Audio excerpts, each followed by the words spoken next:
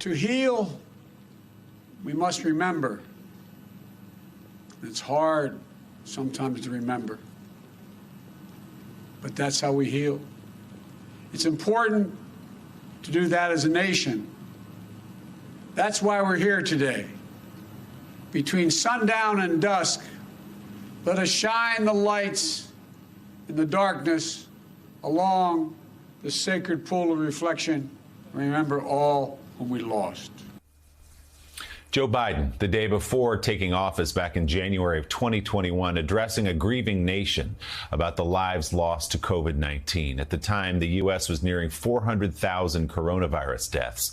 More than a year later, we are rapidly approaching 1 million deaths from COVID-19.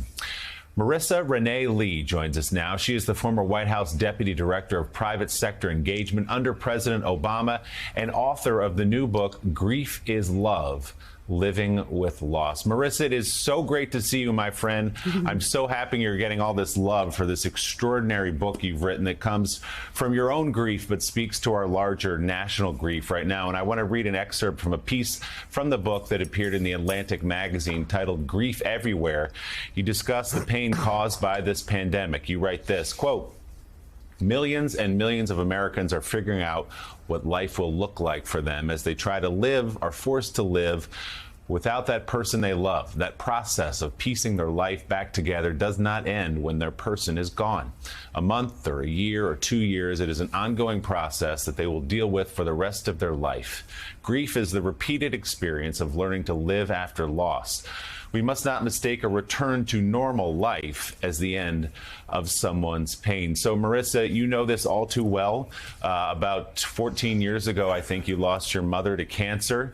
Because you are who you are, you started an entire organization called the Pink Agenda to raise money for breast cancer research and awareness. And you speak so beautifully and eloquently about grief and write about it in this book. Why did you want to sit down and put it in the pages here? Thank you so much for having me on today, Willie. I really appreciate it.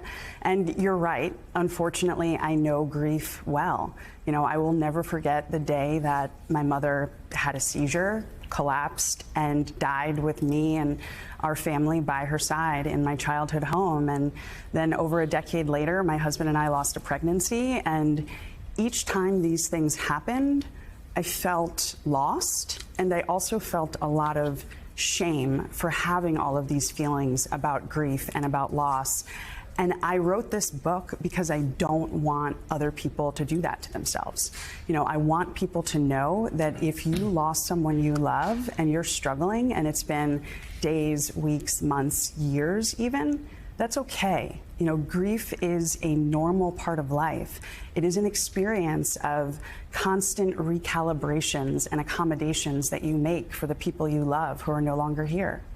You know, grief is such a journey, and people deal with, you know, the different road bumps along the way, you know, in their own ways as they can, you know, and deal with it. And what I have felt so bad about for the many Americans who lost loved ones to coronavirus is it's so politically contentious. Yes. And so it complicates their grief. And psychiatrists call it complicated grief when, you know, you lose someone suddenly in a car accident, or, you know, it's a circumstance that's out of the ordinary. Yes. And so what do you advise for those who are experiencing that kind of complicated grief? Yeah, you know, I think anyone who lost someone during the height of the pandemic, whether it was from COVID or something else, their grief is complicated by the fact that they didn't have access to the traditional mourning rituals, to the traditional support services that can help you figure out how to live with loss. So my advice to them is to figure out what you need to do to honor your loss and to live with it. You know, maybe you access therapy now because you couldn't do in-person therapy during the pandemic when it was at its worst. Perhaps it's figuring out, you know, how to bring your person along no matter what, and really acknowledging and owning and holding space for your feelings, because they are complicated and it is really hard. You make a great point about how so many of us were deprived the opportunity to have a funeral or some sort of remembrance or gathering for their loved ones. And another thing that is a common sentiment is people who say they're overwhelmed by the sheer number of dead. We're about to reach 1 million people, and they feel like whether it's their loved one has just been reduced to a statistic, there's one of 1 million. Also, just people are having almost paralyzed by the volume of the grief. What would you say to them? So that's normal too. There is a response called psychic numbing.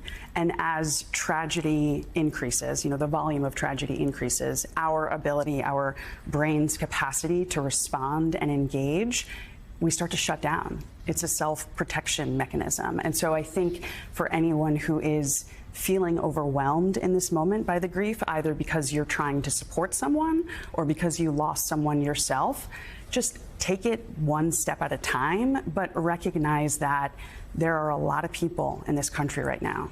Millions of Americans, over 200,000 American children have lost primary caregivers. We have to figure out how to hold space for their pain, how to give them room to acknowledge and honor their losses. Like, this is a moment for us to stop being such a grief-averse culture and figure out how to move through this together. And that doesn't mean, you can't enjoy your spring break trip with your kids or continue looking forward to vacation in a healthier, safer time that we're in now, but it does mean that you also need to be mindful and act with empathy and compassion, I think, to pretty much everyone you encounter these days, because you have no idea what people are dealing with.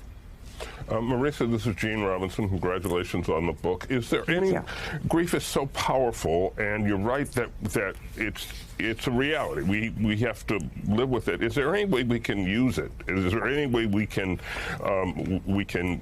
use grief in a way that is ultimately positive, or that allows us to move on?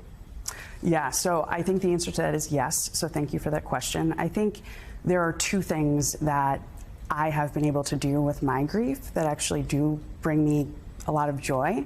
One, my grief and everything I experienced through my mother's illness and her death and the losses that I've experienced since, they set me up to look at life differently. I have a lot of gratitude.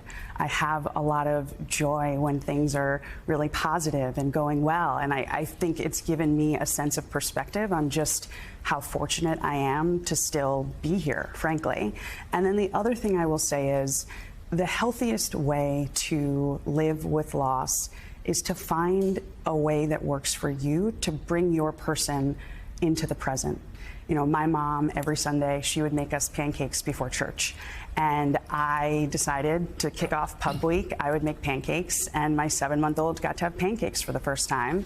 And I teared up a little. It was still sad, but it was really joyful and positive and happy. And I think I'm able to access that joy because I'm honest about the pain. Marissa Renee Lee, I'm glad you brought up Bennett. I was about to. I've seen the pictures to prove it. He is one of the cutest babies ever brought into this world. So I'm glad it's come full circle for you. Congratulations on this truly wonderful book that comes at a time when this country needs it. Really? Marissa Renee Lee. The new book is Grief is Love, Living with Loss. It is a must read. Marissa, great to see you. Thank you.